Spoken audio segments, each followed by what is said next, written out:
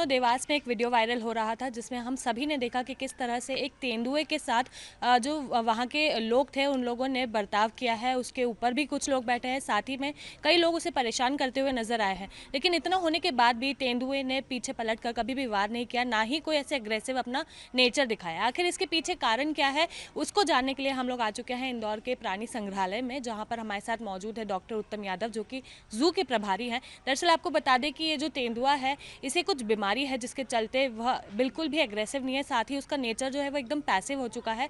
तो फिलहाल जो है उसका इलाज इंदौर के जू में किया जा रहा है, जो कि डॉक्टर उत्तम यादव है उनकी देखरेख में उसका इलाज हो रहा है।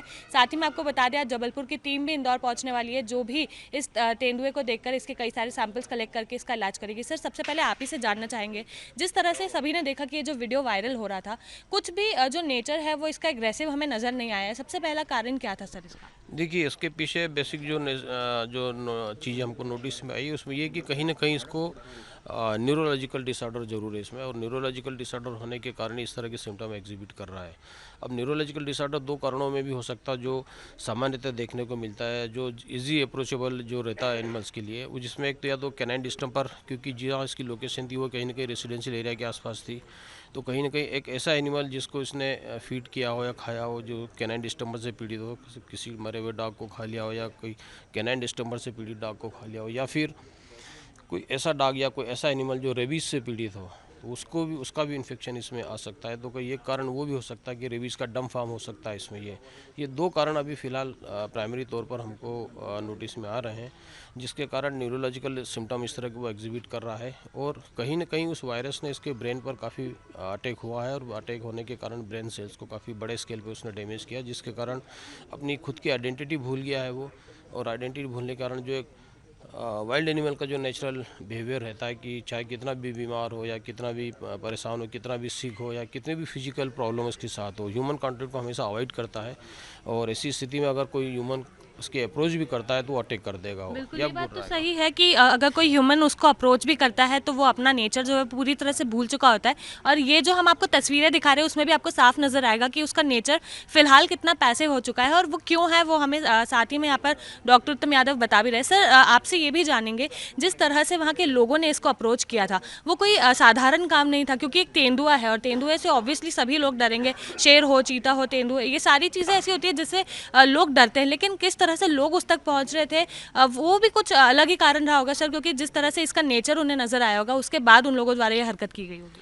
और निश्चित रूप से सीधे, क्योंकि वाइल्ड एनिमल के बारे में सभी लोग हम लोग जानते हैं और गांव वाले भी जानते हैं कि सीधे सीधे अप्रोच करने के क्या घातक परिणाम हो सकते हैं। और जिस तरह से अप्रोच इन्होंने किया वो एकदम से अप्रोच नहीं किया होगा, ये कम से कम 5 से 6 घंटे का ड्यूरेशन लगा होगा। कहीं किसी ने नोटिस किया होगा, इसका मूवमेंट देखा होगा, लगातार एक ही जगह बैठा होगा, फिर कहीं पत्थर उसको मारा होगा, फिर और उसके पास अप्रोच की होगी, फिर और उसके पास जाके उसको लकड़ी से टच किया होगा, फिर भी कोई रिस्पांस नहीं दिया होगा, तो उसके बाद फिर ये स्थिति बनी कि उन्होंने उसको फिर मैनुअली उसको हैंडल करना शुरू किया। अदरवाइज लेपर्ड ऐसा चालाक एनिमल है, या तो अटैक कर देता है या ह्यूमन को देख के तुरंत अपनी जगह अपनी लोकेशन बदल देता है। बिल्कुल, बिल्कुल सर, ये बात तो सही है कि तुरंत अपनी जगह बदल लेता है। लेकिन सर, अगर हम अब बात करें जिस तरह से लोगों ने इसके साथ बर्ताव किया था, तो इस तरह के कोई निशान उसकी बॉडी पर नजर आए हैं या आपको कोई सिम्टम्स उसके मिले हैं?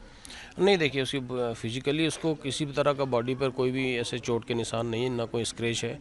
उसके सारे क्ला, उसके सारे नाखून सारे इंटैक्ट है, उसके अपर लोअर जो कैनाइन्स है वो भी इंटैक्ट है, और न बॉडी पे किसी की तरह चोट के निशान है। तो ये बिल्कुल नहीं कहा जा सकता कि उसके साथ कोई छेड़खानी हुई है। अब रही बात ये कि फिर इस तरह का इन्फेक्शन हुआ तो नेचुरली जो इन्फेक्शन हुआ होगा वो ओरल रूट से ही हुआ होगा, और ओरल रूट फिर यही दो कारण की तरफ संदेह कारण बनते हैं कि कहीं ना कहीं या तो डिस्टेम्पर से पीड़ित किसी एनिमल को खाया होगा, या कि रेबीज से पीड़ित किसी एनिमल को उसने खाया होगा, या इसके ऊपर उस तरह उसने एनिमल ने अटैक किया होगा। ये दो ही चीज़ फिर जो प्राइमरी तौर पर देखने को मिल रही है। कंफर्मेटिव डायग्नोसिस की तरफ तो हम लोग तब जाएंगे जब हमारी जो वाइल्ड लाइफ फोरेंसिक लैब की जो टीम आएगी, और वो टीम आने के बाद फिर सारे इसके सैंपल कलेक्शन करेगी, blood sample, serum collection, oral और ऑक्यूलर जो स्वैब कलेक्शन लेके जाएगी, और वहाँ पर वायरस का पता करेंगे एक्चुअल वायरस कौन सा है, किस नेचर का है, और क्या लाइन ऑफ ट्रीटमेंट इसकी की जा सकती है, और इसका आगे प्रोग्नोसिस क्या होगा। जी बिल्कुल सर, ऐसा सुनने में आ रहा है जबलपुर से जो टीम है वो भी इंदौर पहुंचने वाली है, उसके बाद कई सारे इसके टेस्ट होंगे। कहाँ से कैसी टीम आ रही है सर, और दूसरी किस तरह के टेस्ट किए जाएंगे? नहीं, देखिए, ये वाइल्ड लाइफ फोरेंसिक लैब की टीम है, और सारे टेस्ट इसके किए जाएंगे जो भी संदेहास्पद स्थितियाँ बनती है। प्राइमरी तौर पर जैसा मैंने बताया कि एक तो कैनेडी स्टम्पर का वायरस जो कि साउथ अफ्रीका में एक बार पहले हुआ था, तो इसी तरह के सिम्टम उन एनिमल्स ने एग्जिबिट किए थे। जब बहुत ही सीवियर इनको सीजर्स आने शुरू हुए थे और एनिमल इमीडिएट उसकी डेथ हो जाती थी। सीजर्स इसको भी बहुत ज़्यादा आ रहे थे, 15-20 मिनट के इंटरवल पर आते, फ्रीक्वेंसी भी काफ़ी ज़्यादा थी उसकी और प्रोग्रेसिव थे, लगातार बढ़ते जा रहे थे। लेकिन रात के बाद जो हमने बिल्कुल मेडिकेशन किया इसको ट्रिमर्स को कंट्रोल करने के लिए, तो उससे काफ़ी अच्छा रिजल्ट मिला कि अभी सुबह तक उसको कोई भी ट्रिमर्स नहीं आए और अभी भी पूरी तरह से रेस्ट कंडीशन में सोया हुआ है वो। बिल्कुल, क्या ऐसा कहा जा सकता है सर, जिस हालत में इसको लाया गया था उससे उसकी हालत में सुधार देखा जा रहा है? देखिए अभी कुछ भी कहना संभव नहीं है, इतना ज़रूर कह सकते हैं कि उसको जो ट्रिमर्स या जो उसको जो सीजर्स आ रहे थे वो सीजर्स में काफ़ी कुछ इम्प्रूवमेंट हुआ है। टेम्परेचर जो 106 डिग्री के आसपास था वो भी तो वो भी करीब करीब 6-7 के आसपास जो टेम्परेचर वेरी कर रहा था वो अभी करीब 101 डिग्री के आसपास आ गया। तो टेम्परेचर काफ़ी डाउन हुआ है, नॉर्मल टेम्परेचर की तरफ बढ़ रहा है वो। लेकिन रिहाइड्रेट करने की कार्रवाई भी हमारी पैरेलल चल रही है।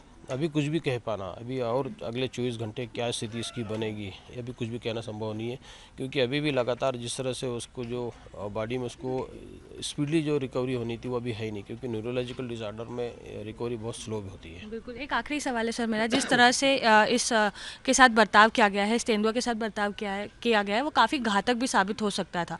तो ऐसे में आप लोगों को क्या मैसेज देना चाहेंगे? देखिए तो बहुत ही मूर्खतापूर्ण काम किया था ग्रामीणों ने, इस तरह का जो हरकत बिल्कुल नहीं करना चाहिए कि उसके साथ हम लोग किसी डोमेस्टिक एनिमल की तरह उसको हैंडल कर रहे हैं, उसके साथ फोटोग्राफी कर रहे हैं। ये वाइल्ड एनिमल है, इसका नेचर, उसका टेम्परामेंट के बारे में हमको मालूम होना चाहिए और इमीडिएट उनको फॉरेस्ट डिपार्टमेंट को इन्फॉर्म करके ने उसको रेस्क्यू करवाना था, बजाय इसके कि जिस तरह से उसको उन्होंने हैंडल किया, क्योंकि कुछ भी दुर्घटना हो सकती है। वाइल्ड एनिमल अनप्रेडिक्टेबल बिहेवियर होता है इनका, ऑल ऑफ सडन अटैक कर देता तो मौत भी हो सकती थी। बिल्कुल, ये बात सही है कि ऑल ऑफ अ सडन अगर वो जो चीता है, लेपर्ड है, वो अगर कर देता अटैक तो वो काफ़ी घातक साबित हो सकता था। जिस तरह से सर ने बताया, न्यूरोलॉजिकल डिसऑर्डर जो है वो उसको है और उसके चलते जबलपुर से टीम जो है वो भी इंदौर पहुंचने वाली है। अब वो आएगी, काफ़ी सारे टेस्ट जो हैं वो होंगे, ओरल टेस्ट के साथ ब्लड टेस्ट भी किए जाने हैं। तो जिस तरह से टेस्ट होंगे उसके बाद जो रिपोर्ट सामने आएगी उसके बाद ही आगे के जो निर्णय है वो लिए जा सकेंगे, आगे का जो इलाज है वो किया जा सकेगा।